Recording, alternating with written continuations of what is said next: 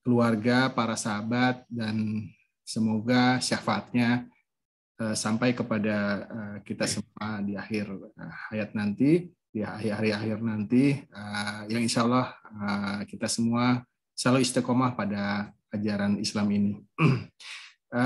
Tentunya terima kasih kepada Ustadz yang terus istiqomah membersamai kita semua, menemani kita untuk mengaji bahasa Al-Quran. Semoga kesehatan, pahala, barokah selalu Allah curahkan kepada Ustadz dan keluarga. Dan juga tentunya teman-teman yang selalu meluangkan waktunya untuk mengikuti kajian setiap Rabu malam ini. Baik Ustadz, silakan untuk memberikan kajiannya. Terima kasih. Baik, terima kasih Mas Arya. Alhamdulillahirabbil alamin. Asyhadu an la ilaha illallah, asyhadu anna Muhammadan abduhu wa rasuluh. Allahumma shalli ala sayidina Muhammadin wa ala alihi wa man tabi'ahum bi ihsan ila yaumiddin, amma ba'du. Puji syukur kita panjatkan kehadirat Allah Subhanahu wa taala, salawat dan salam semoga Allah curahkan kepada suri tauladan kita Nabi besar Muhammad sallallahu alaihi wasallam, kepada keluarga, sahabat dan pengikut hari zaman. Alhamdulillah pada malam hari ini kita bisa istiqomah dan kita melanjutkan mengkaji bahasa Al-Quran. Tentunya bukan hanya sekedar membaca, dan kemudian kita juga mencoba untuk memahami, dan di situ terkandung juga hukum-hukum. Dan pada malam hari ini saya ingin menyampaikan terkait dengan amanah, terkait dengan adil, terkait dengan ketaatan, ya. Jadi atau ketika ada permasalahan. Jadi ayat surat An-Nisa ayat 58, 59 ini syarat dengan dengan nasihat yang Allah sampaikan kepada umat Nabi Muhammad SAW. Mudah-mudahan ini jadi bekal bagaimana ketika kita menjalani kehidupan. Bismillahirrahmanirrahim. Surat An-Nisa ayat 58. A'udzubillahi minasyaitonirrajim. Innallaha ya'murukum an tu'addu al-amanati ila ahliha wa idh hakamtum bainan nasi an tahkumu bil adli innallaha ni'ma ya'idukum bihi innallaha kana sami'an basira. Wa qala ayat 59-nya, ya ayyuhalladzina amanu athi'ullaha wa athi'ur rasula wa ulil amri minkum fa in tanaza'tum fi syai'in farudduhu ila Allahi war rasuli in kuntum tu'minuna billahi wal yawmil akhiri dzalika khairan wa ahsanu ta'wila. Shadaqallahul adzim. Sesungguhnya Allah menyuruh kalian untuk menyampaikan amanat kepada yang berhak menerimanya, dan menyuruh kalian apabila menetapkan hukum di antara manusia supaya kalian menetapkan dengan adil. Sesungguhnya Allah memberi pengajaran yang sebaik-baiknya pada kalian. Sesungguhnya Allah adalah Maha mendengar lagi Maha mengetahui. Wahai orang-orang yang beriman, taatilah oleh kalian Allah dan taatilah oleh kalian Rasulnya dan ulil amri di antara kalian. Kemudian jika kalian berlainan pendapat tentang sesuatu, maka kembalikanlah ia kepada Allah, yaitu kepada Al-Quran, dan kepada Rasul, yaitu sunnahnya. Jika kamu benar-benar beriman kepada Allah dan hari kemudian, yang demikian itu lebih utama bagi kalian dan lebih baik akibatnya. Jadi ayat ini diawali dengan perintah untuk menyerahkan amanat kepada ahlinya. Nah, ahliha. Ahli dalam bahasa Arab artinya yang berhak atau pemilik. Nah, kalau cerita tentang amanah, kita harus paham dulu amanat itu apa. Sesungguhnya Allah memerintahkan ya'muru memerintahkan hukumnya kepada orang-orang yang beriman. Jadi kan ayat ini lanjutan dari ayat sebelumnya, ya ayyuhalladzina amanu. Jadi wahai orang yang beriman.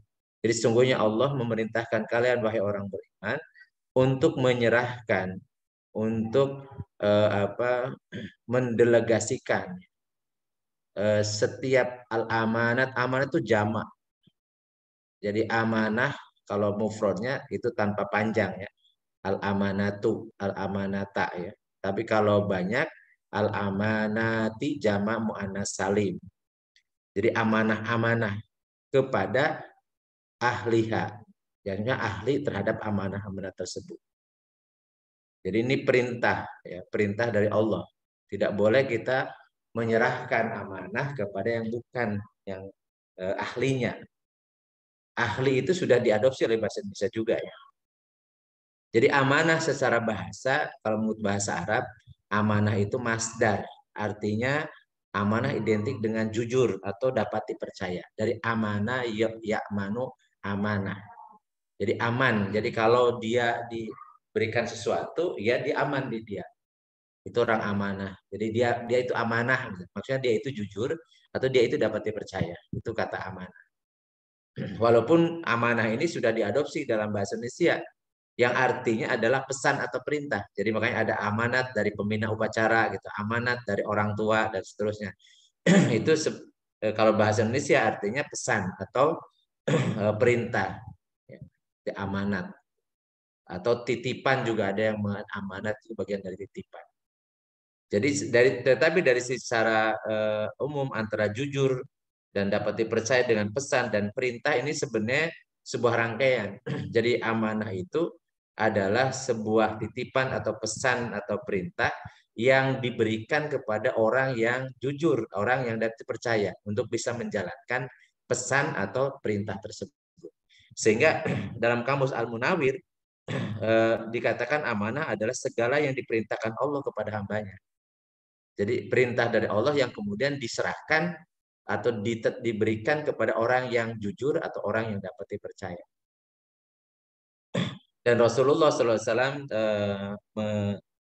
menjelaskan tentang pentingnya amanah. Beliau menyatakan la imana liman la amanata lahu waladinan liman la ahdalahu. Ya, hadis riwayat Imam Ahmad. Tidak sempurna iman seseorang yang tidak amanah. Jadi kalau orang yang tidak amanah atau tidak dapat dipercaya, tidak jujur gitu ya, atau tidak bisa melaksanakan perintah atau pesan, itu dianggap tidak beriman atau tidak sempurna imannya. Dan kemudian tidak sempurna agama seseorang yang tidak menunaikan janji. Di dalam hadis yang lain terkait dengan ciri orang-orang munafik itu Rasulullah bersabda alamatul munafiki salah satu tanda munafik itu 3. Idza haddasa kadzaba, kalau ngomongnya bohong. Wa idza wa'ada akhlafa, kalau dia berjanji tidak ditepati. Wa idza tu'mina khana, kalau diberi amanah dia khianat. Jadi makanya lawan dari amanah adalah khianat. Khianat itu tidak jujur, tidak dapat dipercaya atau tidak bisa menunaikan perintah atau tidak bisa menunaikan atau tidak bisa menjaga pesan atau titipan. Jadi ini memang sangat fundamental, bahkan Rasulullah menisbahkan dengan keimanan. Jadi la imana, tidak ada keimanan atau tidak sempurna imannya. Bahkan dianggap waladainan, tidak punya agama atau sempurna agamanya kalau tidak menepati janjinya. Dan dalam hadis yang lain juga Rasulullah mengatakan adalah amanati ila manin tama'annaka wala takhun man khonaka. Jadi sampaikan amanah itu kepada orang yang mempercayaimu. Jadi kita percaya sama orang, orang itu juga percaya sama kita. Jadi kalau memberikan amanah itu kepada orang yang saling, kita juga tahu dia bisa diamanahi dan juga dia juga atau dia juga percaya ke kita. Jadi dan kalau seandainya berkhianat ya orang yang kita berikan amanah, maka dia akan kepadanya kembali. Jadi khianatnya itu untuk dirinya. Jadi dalam ayat Al-Qur'an man amila solihan falinafsi wa man as'afa alaiha. Jadi siapa yang berbuat baik, maka kebaikan untuk dirinya. Sebaliknya siapa yang berbuat jahat atau berbuat buruk, maka keburukan akan menimpa dirinya pula. Jadi kalau orang diberi amanah kemudian khianat, maka khianat itu akan menimpa dirinya pula. Tidak mungkin ada Allah salah memberikan balasan. Nah, contoh dalam keseharian sifat amanah ya, siap amanah. Karena semua di antara kita itu juga diberikan amanah, diberikan pesan atau diberikan titipan. Jadi misalnya kita punya istri, istri itu amanah. Punya anak, anak itu amanah. Punya jabatan itu amanah. Punya pekerjaan itu amanah. Punya harta juga amanah dan semuanya. Jadi oleh karena itu ciri orang yang amanah misalnya ya tadi menjaga informasi yang harus dirahasiakan. Jadi kalau ada orang misalnya mengatakan ini rahasia kita ya, atau ini rahasia negara ya, maka orang amanah dia akan menjaga, dia tidak akan membocorkan, tidak akan mengobral, dia tidak akan membeberkan, sehingga ya dia orang yang jujur, orang yang bisa dipercaya. Atau misalnya menyampaikan titipan pesan sesuai dengan isi aslinya, itu amanah. Dia menjaga apa yang dititipkan, dan termasuk istri, anak dan semuanya itu adalah titipan dari Allah yang harus kita jaga ya sesuai dengan yang diinginkan oleh yang menitipkan itu kepada kita. Kemudian menjaga benda yang dititipkan dengan baik dan seterusnya, menjalankan tugas dan tanggung jawab jabatan sesuai yang diberikan. Jadi ini jadi pesan atau pengingat pada kita semua. Karena Rasulullah juga pernah menyatakan kullukum ra'in wa kullu ra'in mas'ulun an ra'iyatihi. Setiap kalian adalah ra'in itu penanggung jawab atau ada yang mengatakan pemimpin ya, pemimpin. Dan setiap kalian, jadi kulukum, jadi kulu itu sebagai lafaz umum ya. Semua kita ini adalah penanggung jawab atau pemimpin. Wa kullu'in mas'ulun an ra'iyatihi. Setiap kepemimpinan, setiap penanggung jawab akan dimintai pertanggungjawaban atas apa yang dia pimpinnya, apa yang dia diberikan tanggung jawab untuk. Jadi seorang suami ya kepala rumah tangga itu sebagai ra'in, sebagai pemimpin. Nah, istri sebagai ya bertanggung jawab atas rumah, ya, harta dan kehormatan suaminya. Itu juga akan dimintai pertanggungjawaban. Anak juga demikian dan seterusnya. Sehingga kita semua tidak ada yang mungkin lepas dari tugas atau pesan atau titipan dari Allah. Sehingga harus memiliki sifat amanah. Dan ini amanah ini kalau sekarang diwujudkan dalam bentuk integritas gitu ya, atau fakta integritas dan seterusnya. Ini sebenarnya istilah lain saja dari kata amanah. Jadi seorang mukmin sebenarnya sudah tahu bahwa setiap tanggung jawab dia harus tunaikan dengan sebaik-baiknya. Karena sifat amanah itu sifat yang harus dimiliki oleh setiap orang beriman. Bahkan bisa dinafikan keimanannya kalau tidak amanah. Kemudian menjaga sesuatu yang telah diberikan oleh Allah. Termasuk tadi anak-anak, harta, dan seterusnya. Nah kemudian frasa ayat berikutnya dari ayat 258 ini, wa idza hakamtum bainan nasi antahkumu bil adl. Jadi adil ya. Jadi kalau kita cerita tentang Pancasila yaitu substansinya itu dari kata dari Islam semua ya. Jadi sila pertama itu ya justru akidah. Karena ketuhanan yang Maha Esa itu ya akidahnya ya wahid ya, tauhid ya, sebenarnya tauhidnya. Kemudian kemanusiaan adil dan beradab. Adil dan adab itu kosakata dari Al-Qur'an. Jadi adab itu etika, moralitas ya atau akhlak. Sedangkan adil ya ini. Jadi perintahnya ya apabila menetapkan suatu hukum di antara manusia, kalian harus menetapkan dengan adil. Nah, adil ini itu dari bahasa Arab. Jadi sehingga ya misalnya kalau orang melaksanakan Islam, insya Allah ya melaksanakan Pancasila kan gitu ya. Bukan malah sebaliknya, masa kemudian dikonfrontatif antara Pancasila dengan Islam. Kan jadi aneh, menunjukkan bahwa dia tidak paham itu makna Pancasila seperti apa, makna Islam itu seperti apa. Karena semua dari sila-sila yang ada itu semuanya kata akar katanya yang jadi substansinya itu dari Islam semua. Adil, beradab. Jadi adil itu memang syariah artinya sama. Ya. Kalau menurut bahasa Indonesia ya adil itu sama berat, tidak berat sebelah, tidak memihak ya, tidak atau berpihak kepada yang benar, berpegang kepada kebenaran dan sepatutnya. Ya, jadi memang itulah makna adil. Jadi sebenarnya orang sudah tahu, makanya suka sering menuntut keadilan gitu ya. Karena mereka semua tak tahu bahwa ini ketika berat sebelah, ketika berpihak berarti tidak adil. Gitu. Karena adil itu adalah harus eh, posisinya sama, punya hak dan kewajiban yang sama. Dengan demikian seorang bisa disebut berlaku adil apabila tidak berat sebelah dalam menilai sesuatu dan tidak berpihak kepada salah satu kecuali keberpihakan kepada siapa yang benar, sehingga ia tidak akan berlaku sewenang-wenang. Jadi Rasulullah SAW bersabda, Innallaha ma'al hakimi malam yajur faida jaro wakalahu ila nafsi. Jadi sesungguhnya Allah selalu bersama hakim selagi ia tidak beraniaya, tidak buat aniaya atau tidak zolim gitu. Tetapi apabila dia berlaku zolim, maka Allah menyerahkan dia kepada dirinya sendiri, yakni ya dia bertanggung jawab maksudnya. Jadi bertanggung jawab atas ketidakadilannya. Nanti akan bertanggung jawab di hadapan Allah. Jadi adil tentunya yang dimaksud adalah adil berdasarkan kemampuan yang bisa mampu manusia berupa adil. Ya, misalnya kalau terkait dengan adil perintah menikah lebih dari satu, maksudnya kebolehan poligami itu fangkihuma tobalakum minan nisa'i masna wa sulasa wa ruba fa in hibtum alla ta'dilu fawahidatan. Nikahilah kalau oleh kalian wanita-wanita yang baik 2, 3 atau 4, tapi jika kalian takut tidak bisa berlaku adil maka satu saja. Nah, di dalam ayat berikutnya bahwa Rasulullah SAW mengadukan pada Allah. Beliau hanya ini yang bisa aku lakukan ya Allah.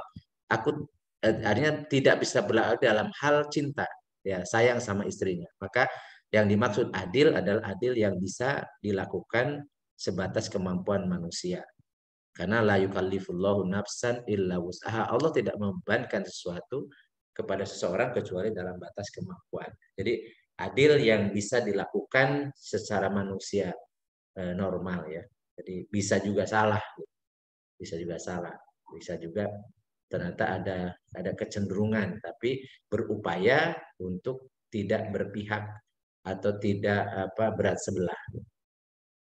Nah, di dalam akhir ayat ini Allah menegaskan innallaha ni'ma ya'idukum bih innallaha kana sami'an basira. Sesungguhnya Allah telah memberikan pengajaran yang sebaik-baiknya kepada kalian. Jadi perintah berlaku menyerahkan amanah kepada yang punya kompetensi, yang punya kapabilitas gitu ya. Ahli itu artinya punya kafaah namanya kalau dalam Islam. Kafaah itu punya kompetensi, punya kapabilitas.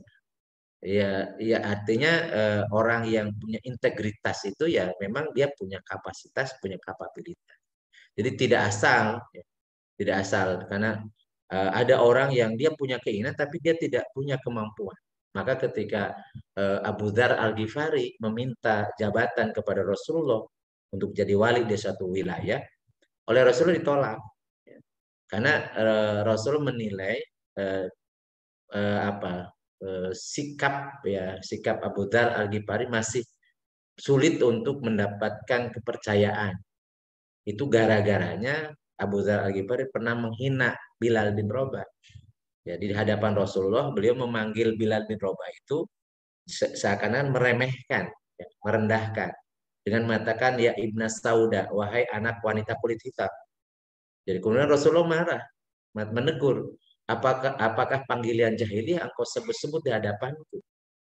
Karena ya inna akramakum indallahi atqakum, yang tidak sesungguhnya yang paling mulia di antara kalian yang paling takwa, bukan karena kulitnya, warna kulitnya, bukan karena keturunannya. Jadi ketika diingatkan itu kemudian Abu Dzar pernah kemudian menyesal dan minta ya naruh kepalanya di tanah, kemudian minta ya Bilal injak kepalaku ini yang telah ngomong yang tidak benar.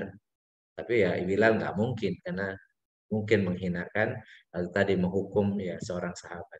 Tetapi itu menjadi tanda bahwa dia tidak punya integritas, tidak bisa ini karena bisa tidak berlaku adil nanti. Karena melihat seseorang berdasarkan warna kulitnya, berdasarkan asal usulnya. Sehingga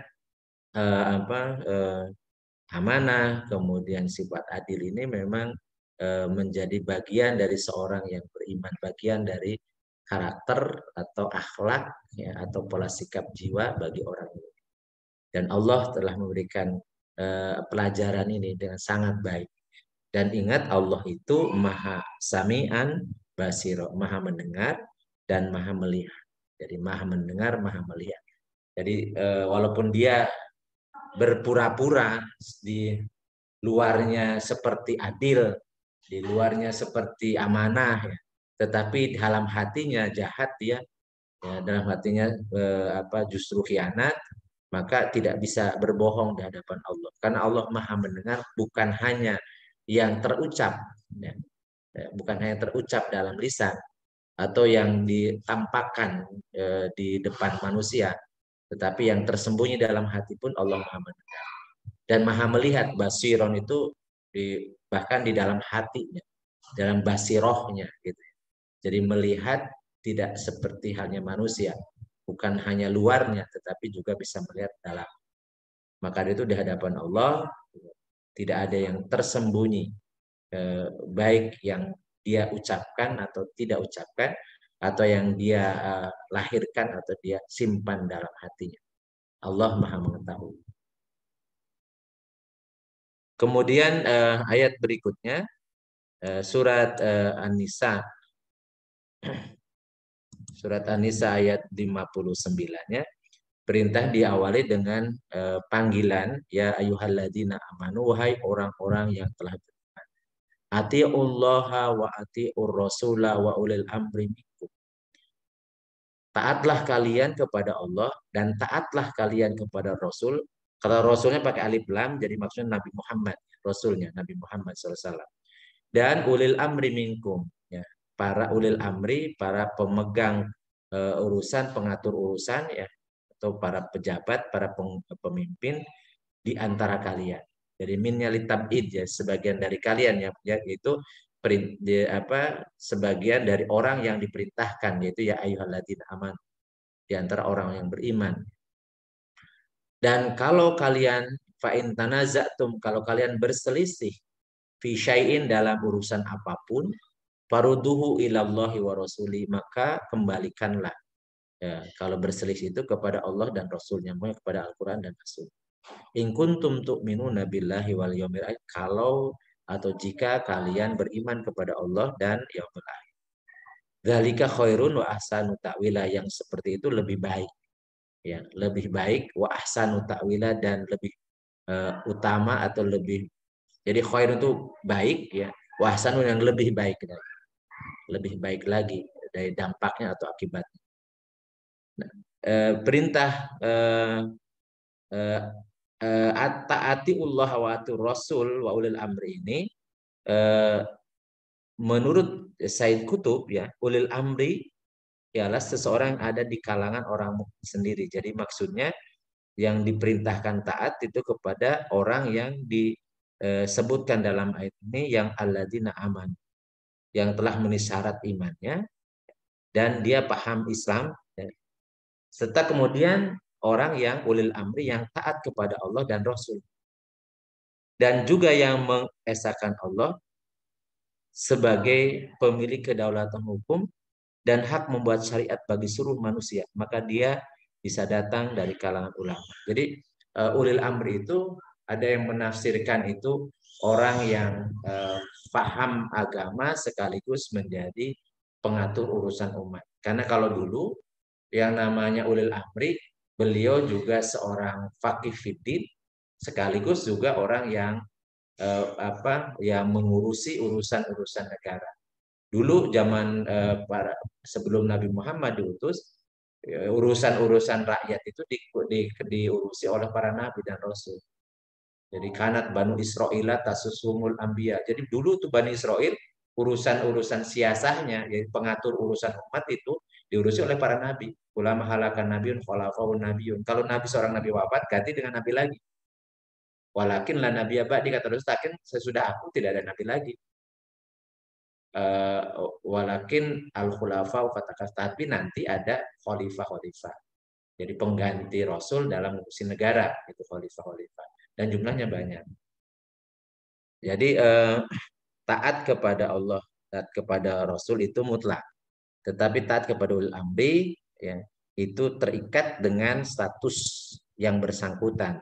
Apakah taat kepada Allah atau Rasulnya? Karena tidak boleh taat kepada makhluk kalau maksiat kepada Al-Khaliq. Jadi la ta'ata li makhlukin fi maksiatil khaliq. Tidak ada ketaatan kepada makhluk kalau dalam rangka maksiat kepada Allah Subhanahu wa taala. Dan kemudian dari tafsir ayat 59 ini perintah untuk taat kepada Allah dan Rasulnya dan pemimpin di antara manusia. Jadi kita memang diperintah untuk taat kepada pemimpin.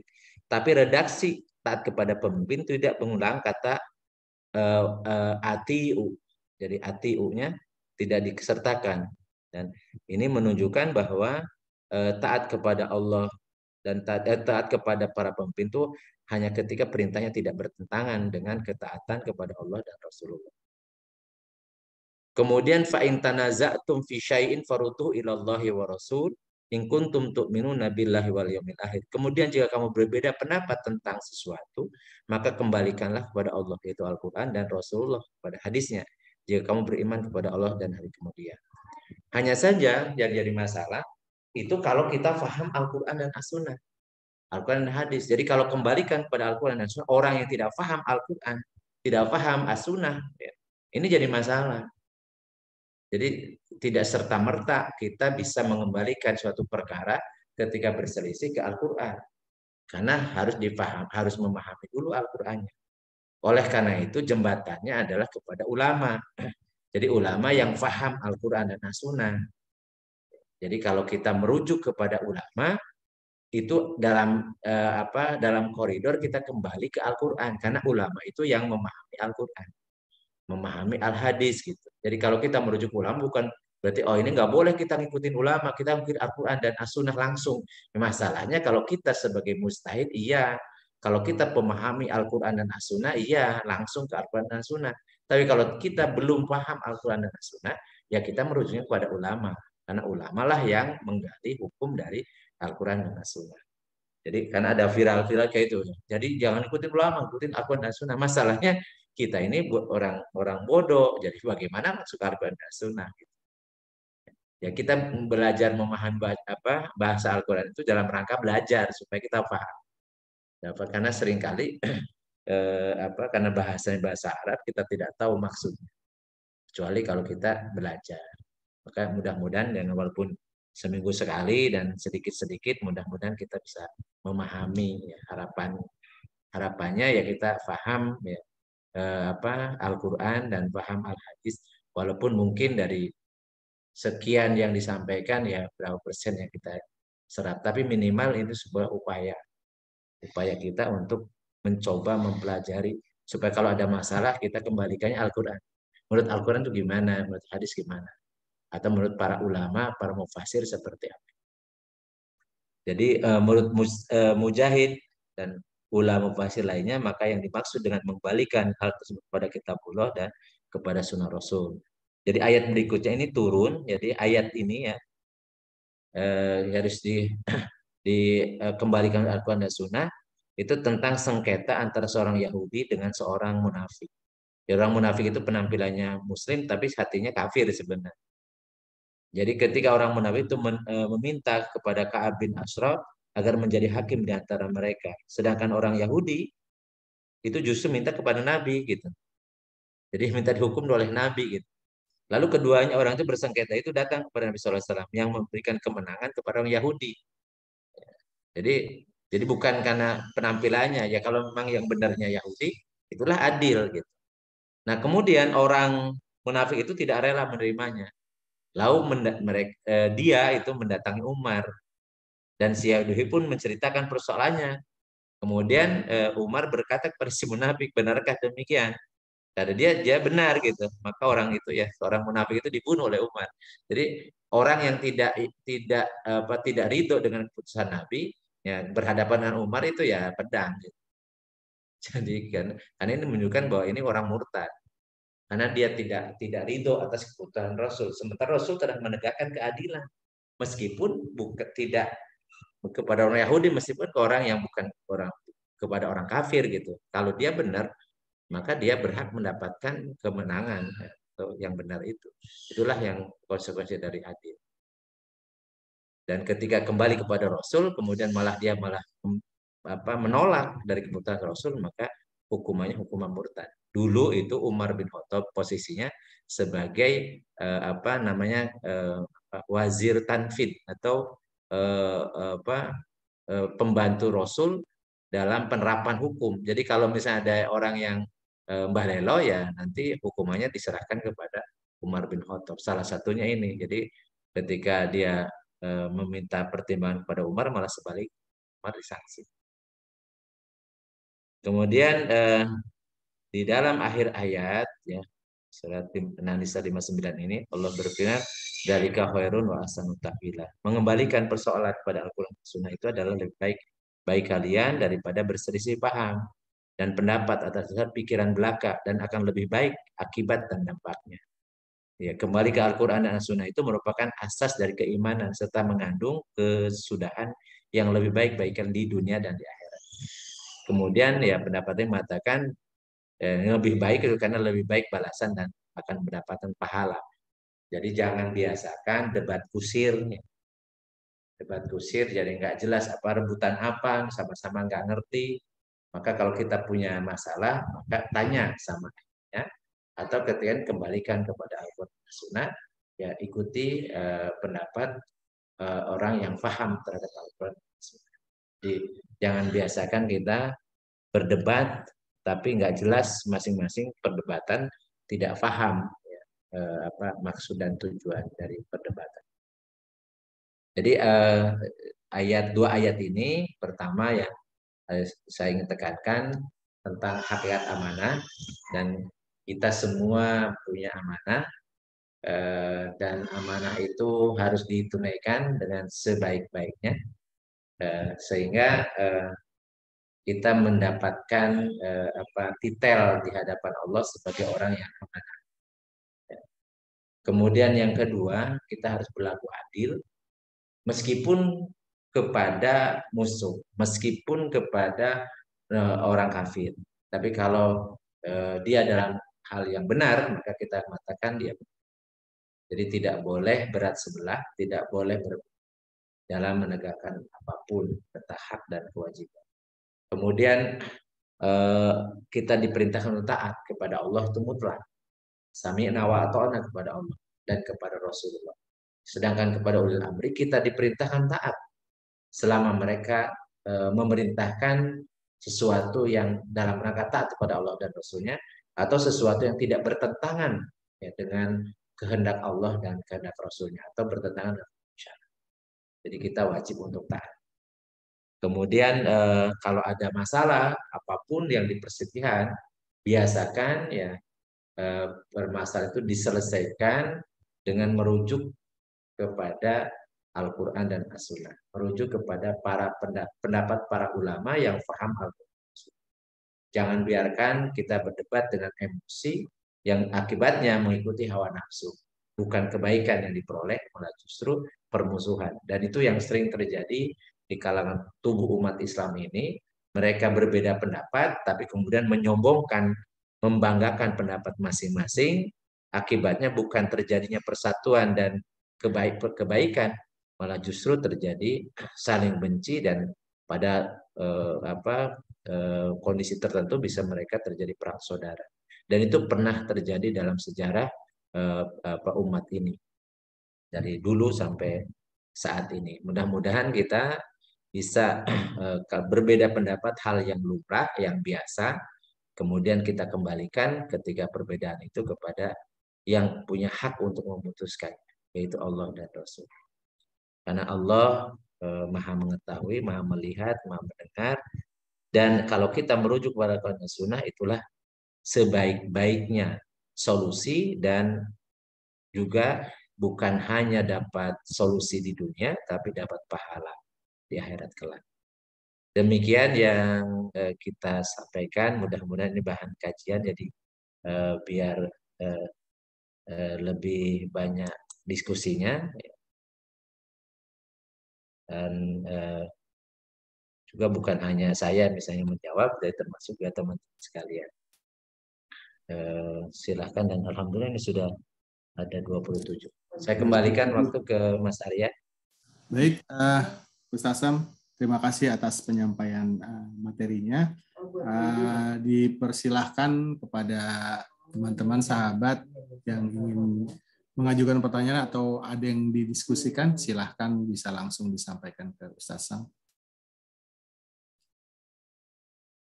Tadi udah dadanya udah masuk ya. Udah nih. Masuk Ustaz. Nggak tahu ada di mana sekarang. Kata ke Gresik. Saya izin bertanya Ustaz. Silakan. Belum yang lain, ya, terkait tentang taat kepada Allah, Rasul, dan ulil amri, ya. Iya. Kalau kepada ulil amri itu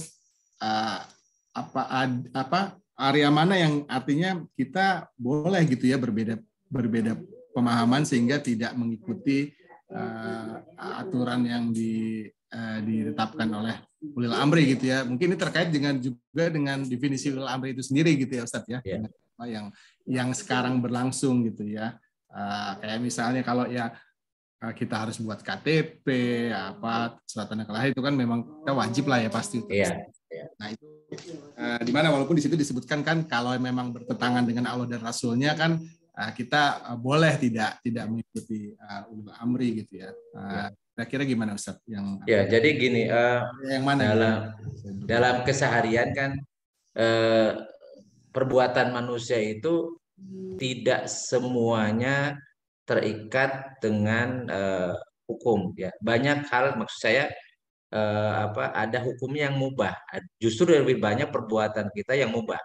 Jadi karena tidak semua perbuatan itu diperintahkan dan juga tidak semua ada larangan gitu ya. Jadi bahkan tolabul fi'li itu tuntutan untuk melaksanakan itu bisa dihitung dengan jari. Kalau itu pasti, kalau tidak dikerjakan berdosa namanya wajib. Kalau dikerjakan berpahala, tidak dikerjakan tidak berdosa, itu hukumnya sunnah. Atau larangan, kalau larangan diancam dengan sanksi, kalau dikerjakan itu haram. Kalau tidak disanksi, itu menunjukkan makruh. Nah, sebagian besar perbuatan kita itu tidak diperintahkan, tidak dilarang. Nah, pada area yang mubah inilah, maka bisa jadi kemudian ulil amri menetapkan yang teknis-teknis gitu ya. Maka wajib taat pada area yang memang tidak, mau saya tadi tidak bertentangan, misal. Tetapi kalau dia area misal dia menghalalkan homer misalnya, nah ini bertentangan gitu, atau melegalkan LGBT misalnya, yang jelas-jelas haram gitu, melegalisasi perzinahan misalnya, itu nggak boleh taat gitu. Karena ini jelas-jelas karena larangan kan, larangan berzina, larangan minum homer dan seterusnya. Atau misalnya dia ada perintah sholat, malah dia melarang sholat misalnya. Perintah menutup aurat, malah dia melarang menutup aurat misalnya. Nah ini tidak boleh taat. Gitu. Tetapi kalau perintah itu hal yang mubah dan itu masalah teknis, ya tentang KTP, tentang rambu-rambu lalu lintas, tentang macam-macam lah, banyak aturan-aturan itu ya, aturan-aturan secara teknis, maka kita wajib taat. Karena memang berdasarkan ayat ini, atiullaha wa atiur-rasul wa ulil amri minkum. Gitu. Jadi kenapa? Karena ada aturan yang memang tidak langsung diperintahkan oleh Allah dan Rasulnya. Jadi itu kaitannya dengan masalah-masalah teknis, masalah-masalah umum ya, masalah-masalah publik gitu. Dan kemudian negara membuat aturan. Dan selama aturan itu tidak bertentangan dengan hukum Allah dan Rasulnya, maka wajib taatnya. Jadi insya Allah kalau orang yang beriman itu sebenarnya gampang aturnya. Kayak ngatur misalnya pekerja. Kalau orang yang beriman itu nggak usah pakai pengawas, pakai macam-macam, pasti dia akan melaksanakan dengan sebaik-baiknya. Karena perintahnya kan ya ayyuhalladzina amanu aufu bil uqud, wahai orang beriman penuhilah akad-akad kalian. Jadi kalau dia beragama dengan baik, maka dia bisa amanah, bisa dipercaya gitu. Jadi dan pasti akan mentaati setiap akad yang telah ditetapkan. Karena memang secara garis besar akad itu harus dipenuhi. Ya balik lagi tadi, selama tidak bertentangan dengan perintah Allah dan Rasulnya. Udah Daniel udah itu ya. Ya, baik, terima kasih Ustadz. Silahkan, udah Daniel.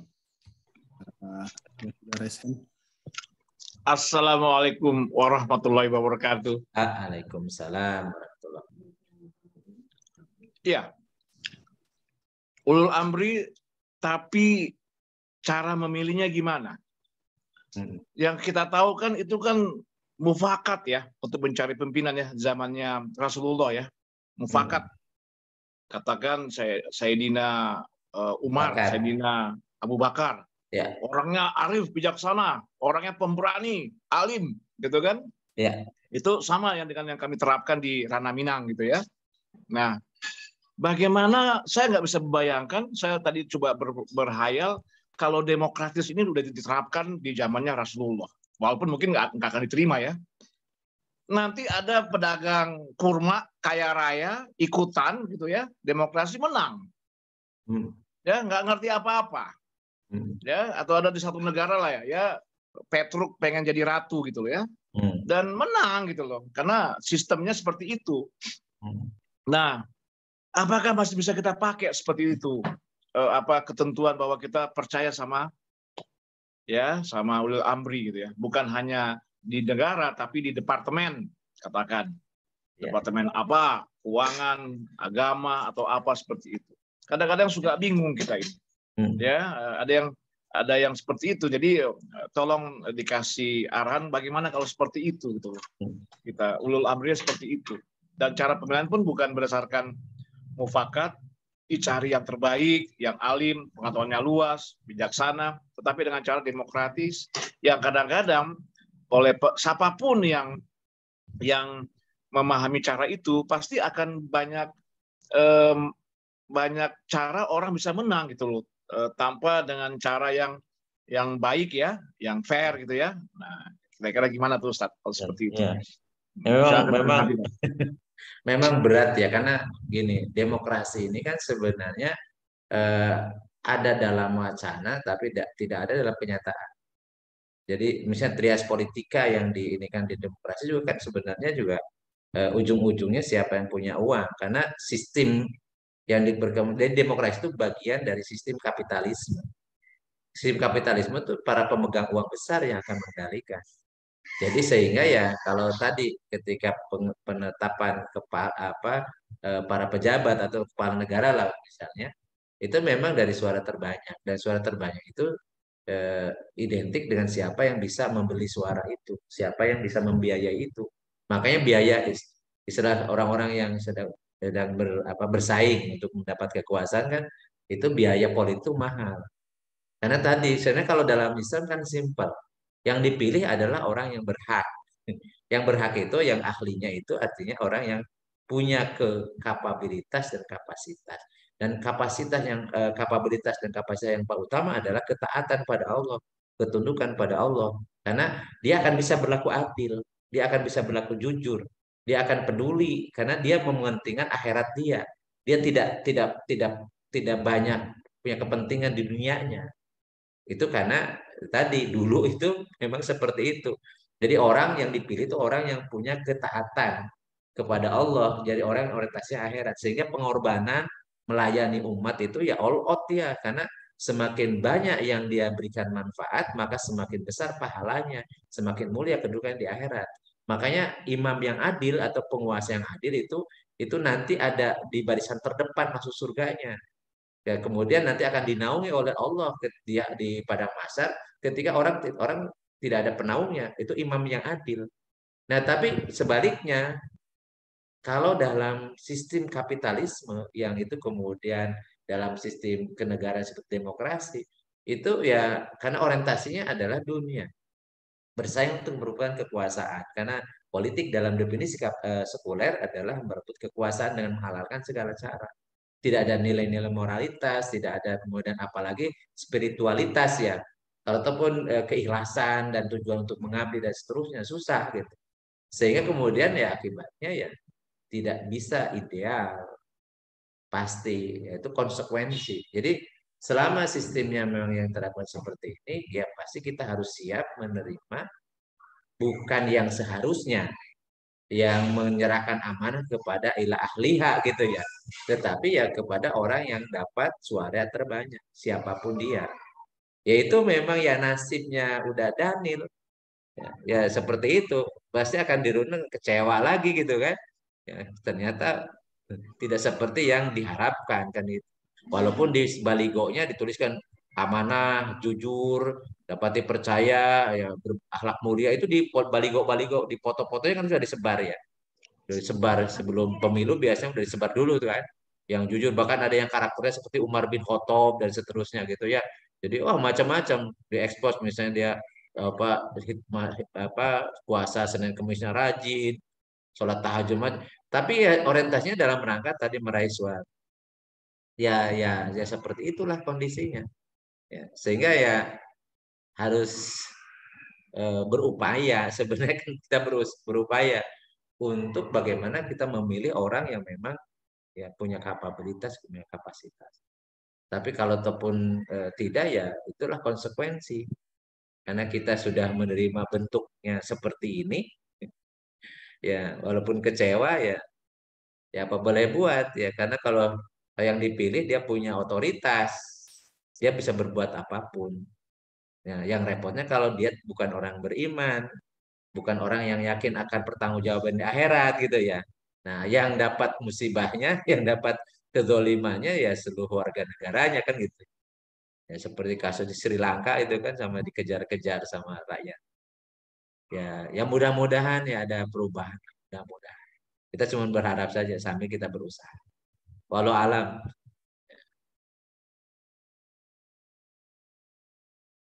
Ada lagi?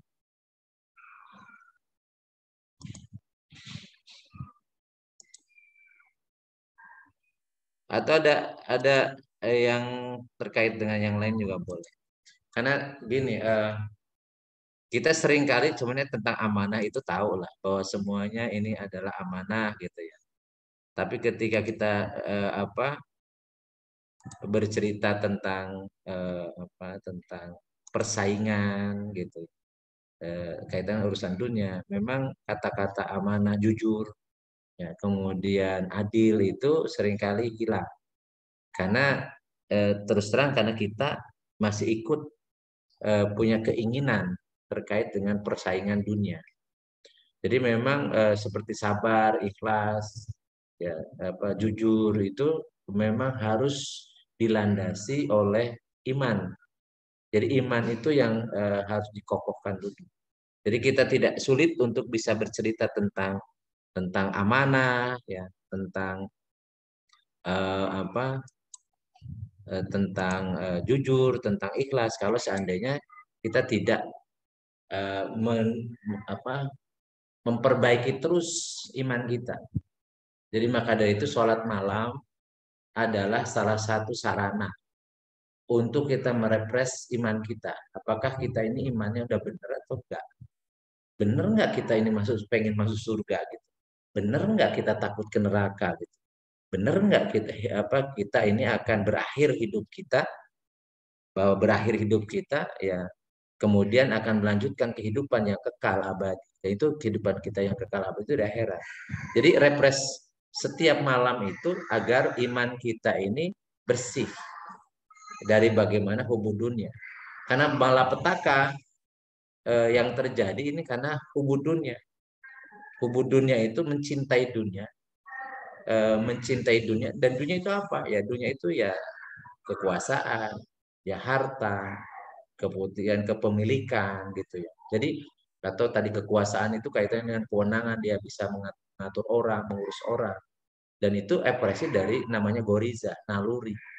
Jadi memang kalau itu kita tidak perbaiki terus setiap malam gitu ya, dia repres dari keimanan kita, memang susah ikhlas, susah sabar, susah jujur ya, susah benar gitu, susah untuk adil dan seterusnya. Jadi sarana yang paling efektif ya perbaikilah sholat malam kita sebagai sarana kita muhasabah.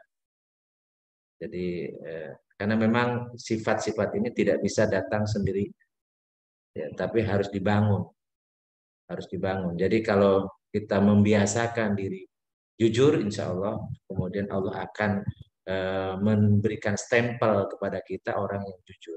Kalau kita berusaha untuk berpegang teguh kepada kebenaran, insya Allah Allah akan tolong kita untuk tetap dalam keadaan kebenaran. Tapi kalau kita dianggap biasa-biasa saja, berbuat maksiat pun dianggap biasa, maka ini akan menjadi masalah.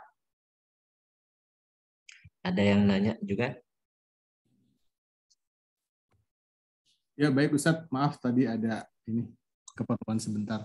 Ya dari Udano Novaldi, apakah disiplin atas diri sendiri dengan menjaga kesehatan, misal tidak merokok termasuk amanah? Terima kasih. Jadi betul. Jadi amanah itu kan kalau misalnya tadi dengan definisi yang begitu puas, setiap perintah atau setiap pesan atau bahkan ilmu pengetahuan, ya. Pengetahuan itu adalah amanah. Kalau kita misalnya tahu bahwa kita ini misal rokok itu berbahaya dan itu orang tidak berbeda pendapat, bahkan perokok sekalipun kan juga sebenarnya tahu juga gitu. Bahkan pabrik rokoknya pun mencantumkan bahaya merokok. Jadi artinya ya Allah mengamanahi kesehatan bahwa raga kita ini suruh dipelihara dengan baik, kasih makanan yang halalan, yang toyiban gitu, yang tidak hanya halal tapi harus toyiban gitu ya. Kemudian kalau misalnya sakit suruh berobat, ya kemudian harus ya tadi bergerak, beraktivitas ya, bahkan jangan malas. Ya Allah celak, ya Rasulullah mencela orang pemalas dan seterusnya. Sebenarnya kita sudah tahu ya, sudah tahu dan tidak perlu sebenarnya nasihat atau dari orang lain, sebenarnya kita sudah tahu. Cuman gini, manusia itu memang ya innal insana lirabbihi lakan. Manusia itu kan distempel dalam Al-Quran itu kepada Tuhan itu tuh suka ngelawan gitu, bahkan itu membangkang gitu ya. Udah tahu ini berbahaya, udah tahu ini bermasalah, tapi hawa nafsu itu sulit ya, karena hawa nafsu itu ya kita sendiri yang mengendalikan ini baik atau buruk, bermanfaat atau tidak, itu kita sendiri yang menentukan. Orang lain hanya bisa memberikan masukan, memberikan yang lain bentuk nasihat saja. Tapi yang mengeksekusi ya kita sendiri yang memilih gitu kan. Maka dari itu, jadi kalau orang sudah tahu bahwa itu, apalagi kata dokter, ya ini sudah bermasalah kesehatannya, tapi dia tetap tidak mau tahu apapun resikonya, ya itu artinya dia zolim terhadap diri sendiri. Ingat kata amanah itu juga nanti identik dengan tadi zolim atau adil ya. Jadi adil dan amanah itu kan satu paket, amanah dan adil ya, jujur ya, itu satu kesatuan tuh karakter. Jadi kalau kita misalnya diperintahkan adil termasuk kepada diri kita sendiri. Ya, kita ini kan banyak mendolimi diri kita. Ya, ya tahu ini bermasalah, kata dokter ini gulanya naik, tapi ya karena senang, karena hobi ya itu. Akhirnya yang ya dampaknya ke kita sendiri. Karena setiap keburukan akan limpah dari kita sendiri. Walaupun mungkin ya secara hukum fikihnya ya rokok itu ya merokok, rokoknya halal, rokoknya benda ya. Tidak ada yang mengharapkan zat rokoknya. Rokok itu kan tembakau ya. Jadi hukum asal bendanya rokoknya halal. Merokoknya juga tidak ada perintah ya, tidak ada juga larangan. Tapi kemudian ada ilmu ya di situ tentang bahayanya. Maka sebaiknya kalau kita tahu dan kita sayang sama diri kita, ya yang akan memudorotkan diri kita ya kita hindari. Kalau kita memaksakan, kita tahu ini bahaya untuk diri kita, tapi kita masih mengerjakannya, berarti kita tidak sayang pada diri sendiri. Artinya kita tidak amanah terhadap titipan Allah berupa tubuh kita, fisik kita, kesehatan kita, yang kita rusak sendiri gitu ya. Artinya kalau misalnya ke diri sendiri pun nggak sayang, terus gimana ke orang lain? Kan gitu ya. Jadi ini harus dibiasakan. Dan harus ada motivasi kalau mau berhenti, harus motivasi dalam diri kita. Bahwa ini ada manfaatnya atau tidak, berbahaya atau tidak bagi. Kalau ataupun misalnya kayak berbahaya nggak dalam sekitar kita, apalagi yang sudah punya cucu. Dan Orang sayang sama cucu itu biasanya lebih dari sayang pada dirinya sendiri. Nah, bagaimana ada seorang kakek, ada cucunya mengerubuti dia, dia sambil merokok. Dia hembuskan asap rokok kepada cucu-cucunya. Kalau dia benar-benar sayang sama cucunya kan nggak mungkin itu lakukan. Jadi kalau seandainya dia sayang ya sama cucunya, sayang pada dirinya ya akan tinggalkan. Apakah itu bisa? Bisa. Bisa. Semua pilihan itu bisa kita lakukan ya. Semua hobi itu bisa kita tinggalkan kalau ada yang lebih penting ya, yang lebih bermanfaat yang kita dahulukan. Jadi prioritas ya. Gitu. Jadi saya bisa ini tergantung nanti diri sendiri dari kesehatan. Orang bisa tidak amanah pada diri sendiri. Orang tidak adil untuk dirinya sendiri. Bisa mendolimi diri sendiri. Makanya ada doa yang diajarkan oleh Allah dan doanya Nabi Adam alaihissalam. Lafaznya sangat umum ya, kita bisa baca. Rabbana dolamna angkusana wa illam tagfir lana wa tarhamna lanakunanna minal khasirin. Ya Tuhan kami mendolimi diri kami, jiwa-jiwa kami. Kalau seandainya Engkau tidak mengampuni kami, maka kami menjadi orang yang Rabbana dolamna angkusana wa illam tagfir lana wa tarhamna. Tidak kau sayangi kami, lanakunanna minal khasirin. Niscaya kami menjadi orang-orang yang ruginya dunia akhirat. Di dunia banyak sakit-sakitan, di akhirat ya tadi karena memberi mudorot ke orang lain bisa jadi berdosa. Hukum asalnya merokoknya tidak haram, tetapi memudorotkan orang sekitarnya bisa berdosa, bisa jadi haram. Wallahu a'lam.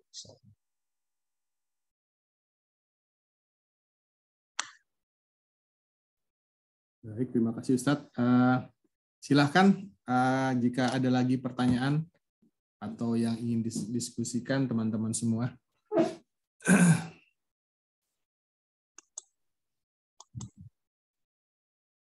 Ada 27 ya Ustadz sekarang, 27. Iya. Alhamdulillah.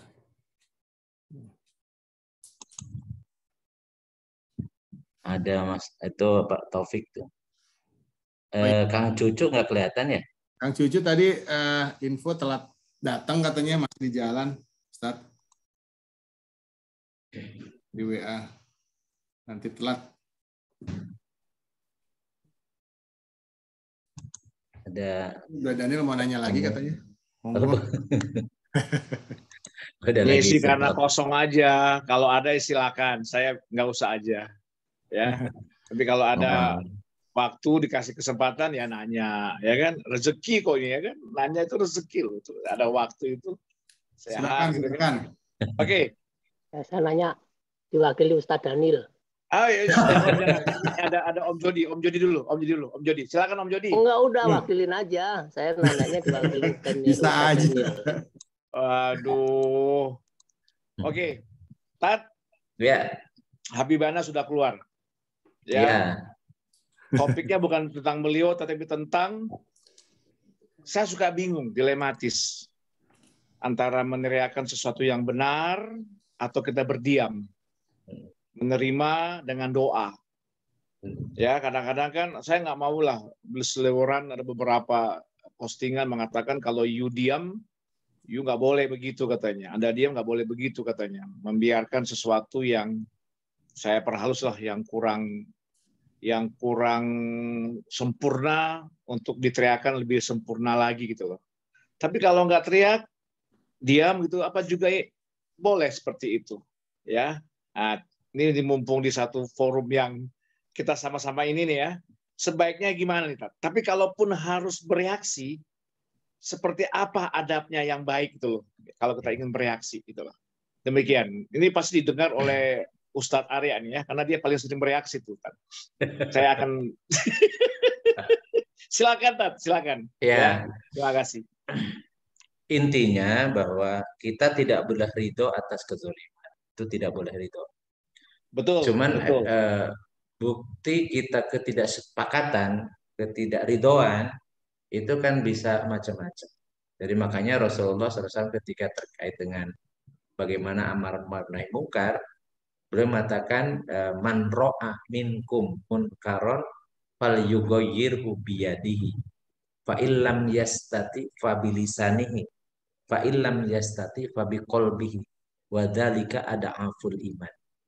Jadi Rasul mengatakan siapa saja. Jadi pakainya man itu siapa saja. Tidak mesti harus ustadz, tidak mesti harus orang berilmu, pemikir dan seterusnya. Siapa saja yang melihat kemungkaran. Man ra'a minkum munkaran. Munkarannya juga ini isimnya isim nakiroh, kemungkaran apapun, ya, kemungkaran apapun dan dilakukan oleh siapapun gitu ya. Ini lafadznya lafadz umum semua. Siapa saja yang melihat kemungkaran, kemungkaran itu apapun jenis kemungkarannya oleh siapapun pelakunya, maka fal yughayyirhu biyadihi. Di situ ada lamnya lam amr, perintah. Maka dia harus merubah kemungkaran itu dengan tangannya. Biyadihi itu maksudnya tangan itu bukan berarti suruh dipukulin, enggak. Karena tidak semua mungkar itu berupa aksi fisik gitu. Ya, bukan kekerasan. Karena makanya biyadihi maksudnya adalah dengan tangannya, maksudnya dengan kekuasaannya, dengan kewenangannya. Kalau kita punya kewenangan untuk merubah kemungkaran, misalnya para pengambil kebijakan, dia tahu ada kemungkaran di situ. Begitu dia menjabat, dia bisa dengan tanda tangannya bisa merubah kemungkaran itu. Banyak kemudian misalnya tempat perzinahan kemudian bisa dibubarkan, ya bisa dihilangkan macam dengan tanda tangan. Itu artinya melihat kemungkaran dia rubah karena kekuasaan itu dia bisa berubah dengan tangannya. Tapi kan tidak semua orang punya kemampuan untuk itu. Makanya fa'ilam yasati kalau tidak sanggup dengan kekuasaan dan kewenangan itu, pabilisani dengan lisan. Dengan lisan pun kan tidak semua orang bisa sampai lisannya itu kepada orang yang berbuat mungkarnya. Karena ada situ ada lapisan-lapisan. Jadi orang rakyat kecil itu nggak nyampe sama top leadernya gitu kan. Gimana bisa nyampe? Karena ada penghalang ya, penghalang secara status sosial, penghalang secara hierarki dan seterusnya atau secara apa sangat jauh banget gitu ya. Nggak nyampe. Sehingga dengan lisan pun ya tidak bisa jadi ngomong ya teriak-teriak nggak akan didengar karena nggak akan kedengaran. Karena suara itu nggak nyampe gitu. Belum tentu sih yang membuat mungkarnya itu tidak mau mendengar. Bisa jadi memang suara kita tidak kedengaran. Karena ada penghalang, ada pengedap, peredam suara dan seterusnya kan gitu. Kan makanya fa'ilam jasri kalau itu pun tidak sanggup dengan lisan pun fabi kolbihi dengan hati. Maksudnya tidak setuju, tidak ridho, tidak suka. Walaupun itu wadzalika ad'aful iman itu selemah-lemahnya iman. Ya tapi minimal kita masih punya iman walaupun lemah kan gitu ya. Daripada orang yang cuek bebek mau mungkar mau sabodo amat.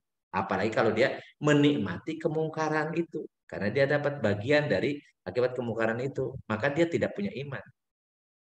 Jadi kalau sekarang kita bisa memilih dan memilah mana yang bisa kita sanggup akses, kita lakukan maksimal. Tapi kalau kita tidak punya kesanggupan, minimal dengan doa. Doa itu bagian ekspresi kata karena dengan hati ya, dengan yang adaful iman itu bisa kita hanya bisa berdoa. Mudah-mudahan kebaikan yang kita peroleh. Ya kurang lebih itulah jawabannya yang bisa saya sampaikan. Karena terus terang ya kalau ataupun kita bersuara lantang, lantang kepada siapa, didengar oleh siapa, nyampe atau tidak suara kita kan gitu ya. Betul. Kita katanya punya wakil, tapi wakilnya ini tidak mewakili kita. Ternyata mewakili kepentingannya. Jadi ya kan ya susah lah gitu ya. Kita kan senantiasa menyampaikan aspirasi kepada wakil rakyat ya. Ternyata wakil rakyatnya yang justru sudah menjadi bagian dari penikmat kekuasaan. Ya susah lah. Jadi tidak bisa lagi kita menyalurkan aspirasi melalui wakil. Oke Ustadz. Siap. Jawabannya mantap dan terukur ya. Patut dijadikan referensi ya. Arya silakan tanggapi ya. Lu jangan takut-takut aja lo ya. Suka mancing-mancing nih. Om Jody, aku berusaha tidak terpancing. Cuma ya Ustadz, apa namanya? Ya kan kita udah terlalu seringnya Ustadz ya melihat ketidakadilan, kezoliman berlangsung tanpa kita bisa berbuat apa-apa gitu Ustadz ya. Hukum yang tidak berimbang gitu ya. Ada seseorang dikenai hukuman yang sebenarnya juga hal itu dilakukan oleh pihak lain tapi tidak diberikan hukuman seperti halnya seseorang yang mungkin jadi sasaran gitu ya. Nah, tentu selain apa namanya di dalam hati apa mengingkari kemungkaran itu doa gitu penting Ustadz ya, doa. Iya, iya. Untuk menghadapi apa ya kezaliman yang berlangsung gitu. Mungkin bisa Ustadz dikasih. Iya, karena gini kadang-kadang gini. Keadilan kezaliman Ustadz ya. Gini kadang-kadang kan hidup ini kan pilihan-pilihan. Jadi kewajiban kita adalah mempertimbangkan baik pertama baik dan buruk termasuk akibatnya. Jadi, akibatnya ya. Jadi gini, kalau saya misalnya ceroboh, kemudian saya udah tahu itu cadas ya, udah tahu itu batu karang, kemudian pada ada jalan yang lain, ada jalan yang justru akan memberikan manfaat lebih besar. Kenapa saya harus benturkan ke karang itu? Kenapa harus benturkan diri, bunuh diri, kemudian benturkan ke batu besar yang itu tidak mungkin kita akan merobohkan batu itu, tidak mungkin akan menghancurkan batu itu. Padahal kita bisa ada jalan yang lain yang bisa selamat kita dan bisa memberi manfaat kepada banyak orang. Jadi ini memang perlu kedewasaan berpikir dan bersikap. Dulu waktu masih muda, waktu masih masa kuliah, saya termasuk yang sering turun ke jalan dan berteriak-teriak lantang, bahkan kemudian mencaci maki petugas keamanan macam-macam gitu. Padahal petugas keamanan juga petugas ya, Mas, ya tergantung diperintahkannya perintah mengamankan kan gitu. Yang bukan musuh kan sebenarnya, tapi dicaci maki macam. Terus kemudian semakin tua merasa enggak apakah masih pantas. Kemudian kok saya mencaci maki orang yang tidak bersalah. Ya, karena ya para petugas di lapangan, mohon maaf itu kan sebenarnya masih sahabat. Ya karena dia ditugaskan untuk itu. Mungkin saya pun kalau pada posisi seperti mereka ya akan mengerjakan tugasnya kan gitu ya. Ya, kenapa kok jadi sasaran? Kadang-kadang sasaran umpatan dan sebagainya. Dan ya semakin lama kemudian efektif atau tidak melakukan itu. Bukan berarti saya tidak setuju ya, tapi karena tadi apa yang tindakan yang kita pilih itu berdasarkan pertimbangan-pertimbangan. Dan bukan berarti kemudian tidak baik, belum tentu karena eh, banyak perubahan itu juga karena tekanan, misalnya karena banyak juga gerak masyarakat dan itu juga bisa dilakukan. Jadi ada istilah masiroh zaman hidup Rasul, juga ada masiroh ketika Umar bin Khattab dan Hamzah bin Abdul Thalib masuk Islam, Rasulullah ekspos tuh pengikutnya, dibikin suruh jalan keliling Ka'bah, kemudian menunjukkan siapa yang sudah masuk Islam gitu. Jadi ini namanya masiroh, jadi berjalan untuk menunjukkan siapa kita dan bagaimana pendapat sikap kita gitu ya. Itu boleh, nggak ada masalah. Yang nggak boleh itu demonstrasi ala sosialis. Ala sosialis itu kan merusak ya, bakar macam-macam, bikin kerusakan, nggak boleh.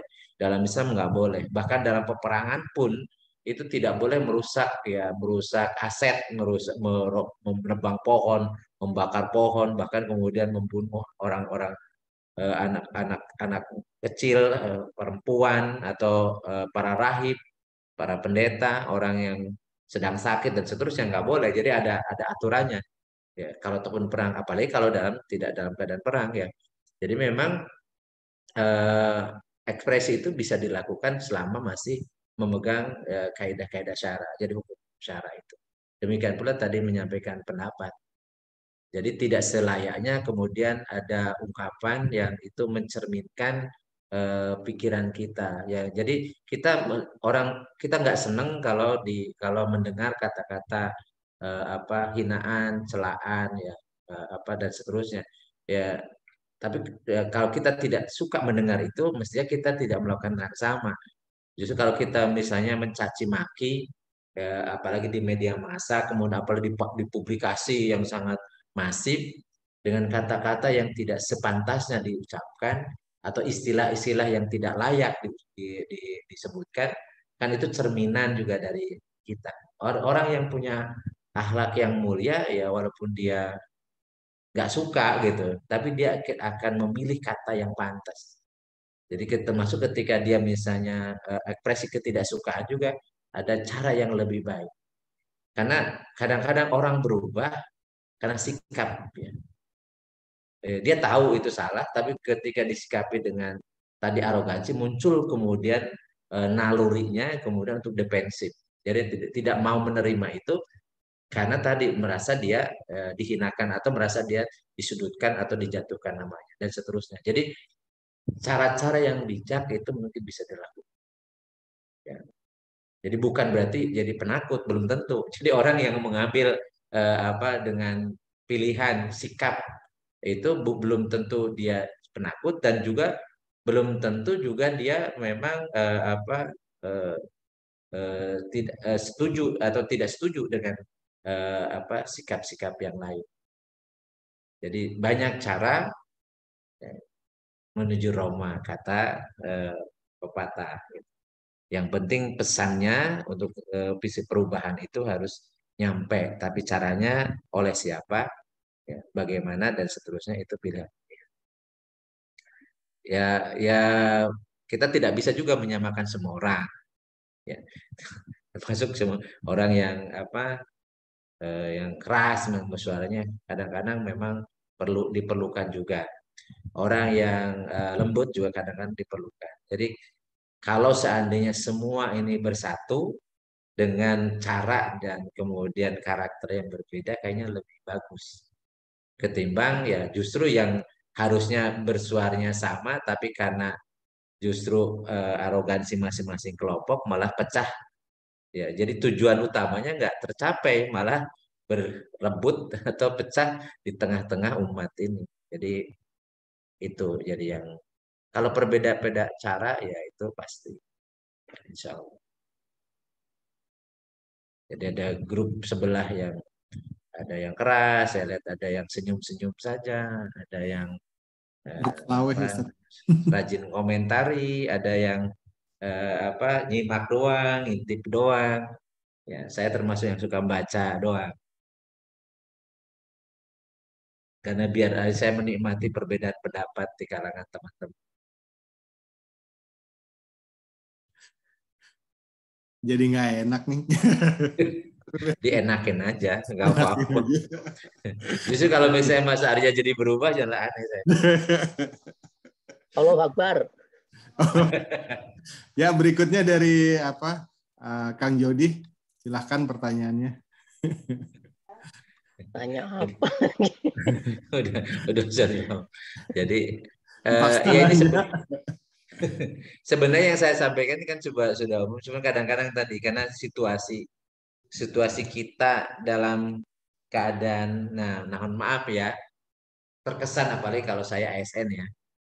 ASN mungkin ada dengan seri peraturan macam-macam, ada macam-macam terkesan ya kita ini agak ewuh pak ewuh gitu ya. Sebenarnya sih nggak mesti seperti itu karena syariat Islam itu kan pasti jadi rahmatan lil alam. Udah pasti gitu. Jadi menebar kasih sayang ke seluruh alam. Karena dasar dari dakwah itu adalah kasih sayang.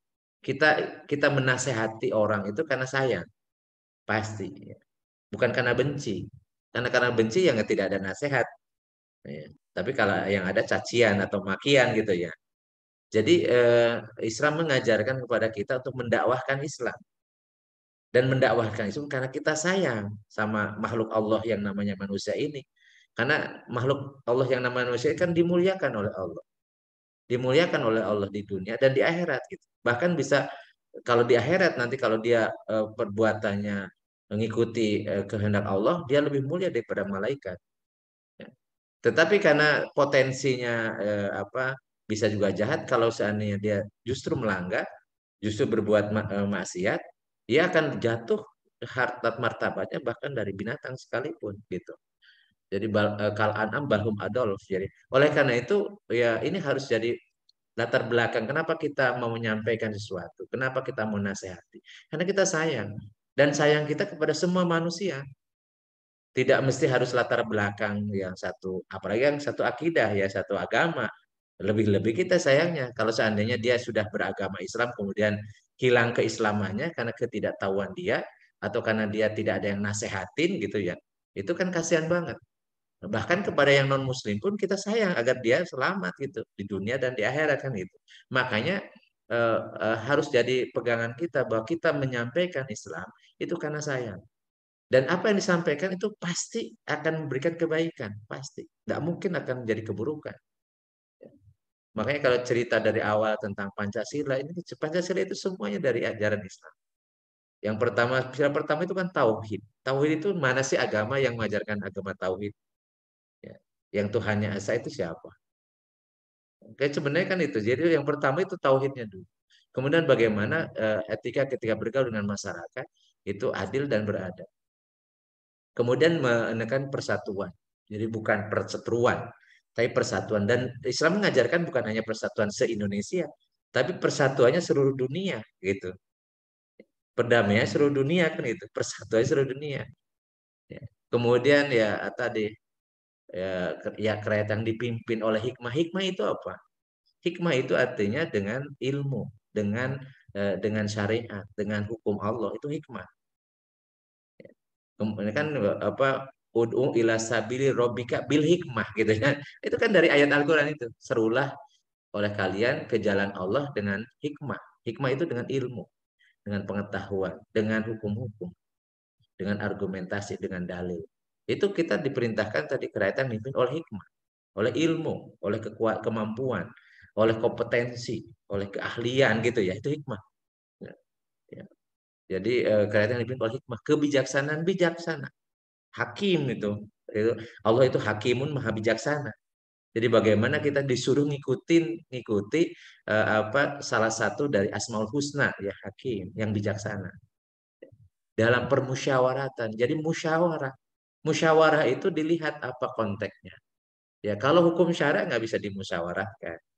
Tapi kalau kepentingan umum dimusyawarahkan. Wasyawirhum fil amri fa idza azamta fatawakkal Allah. Kalau kalian apa bermusyawarah kalian dalam setiap urusan, kalau sudah bersepakat maka tawakal pada Allah gitu. Ya, wa amruhum syura bainahum, kalau dalam urusan mereka sepakati ya musyawarahkan. Ya. Jadi kemudian bermusyawaratan ya kerajaan dipimpin oleh hikmah kebijaksanaan dalam perusahaan perwakilan ada wakilnya. Wakil dalam Islam ada wakilnya. Ya jadi kalau dulu wakil dalam sistem Islam itu ada namanya apa majelis, ada majelis wilayah, ada majelis umat. Majelis wilayah itu di wilayah masing-masing ada wakil. Itu tokoh-tokoh ya panutan-panutan mereka yang merepresentasikan keinginan dan kemauan dari setiap wilayah, dari rakyat di satu wilayah. Kalau di pusat ada majelis umat. Itu punya perwakilan.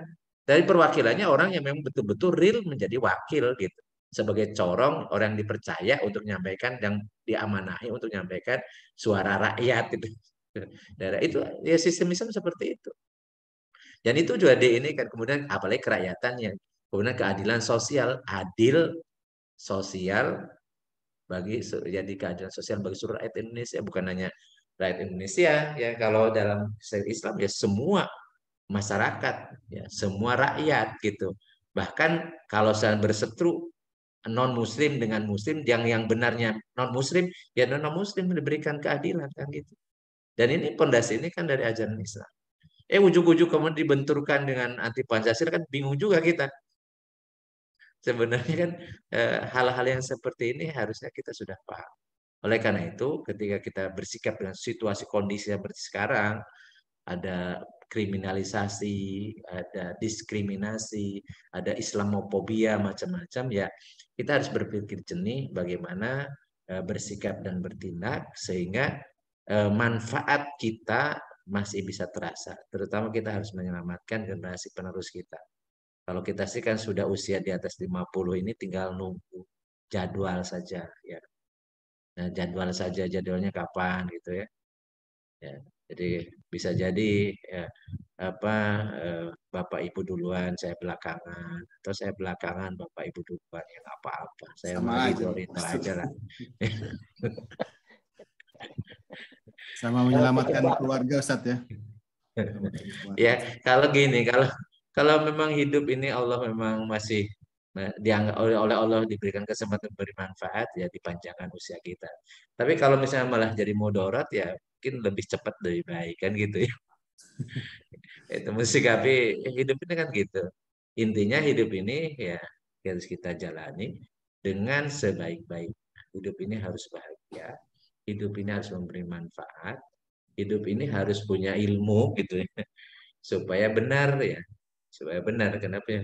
Supaya benar hidupnya, dan hidup ini supaya berakhir berujung dengan kebaikan atau husnul khotimah. Itulah hidup. Tapi kalau hidup dengan penuh dengan amarah, penuh dengan kekecewaan, penuh dengan kebencian, kedengkian, ya persaingan yang ujung-ujungnya cakar-cakaran dan saling musuh-musuhan, ya yang mendingan nggak usah hidup supaya tidak jadi malapetaka untuk orang lain kan gitu ya. Mestinya kalau berpikirnya jernih. Alhamdulillah saya dipertemukan dengan teman-teman yang semakin tua semakin sadar. Ya. Jadi insya Allah kita ketemu dengan Buya Daniel ya. Alhamdulillah. Amin. Jadi pertanyaannya itu sebenarnya bagi pelajaran yang berharga. Termasuk untuk saya gitu. Baik, Karena Ustadz. pertanyaan kalau sikap ini memang tadi harus memadukan, sikap itu harus memadukan antara ilmu dengan tadi pola sikap ya, pola pikir dan pola sikap jiwa. Itu pilihan dan ketika kita berpendapat. Jadi memang istilah sekarang kan kedewasaan berpikir ya gitu. Kalau semangatnya sih insya Allah semangat seperti dulu waktu masih di kampus ya, waktu S1 usia masih 20 tahunan. Wah. Insya Allah. Itu luar biasa. Jadi semangatnya gitu ya. Sampai turun jalan ya. Jadi walaupun saya tahun 98 nggak ikut karena sudah punya anak. Sudah punya anak. Tapi waktu sebelum-sebelumnya sering. Alhamdulillah. Saya sekarang dampingi anak.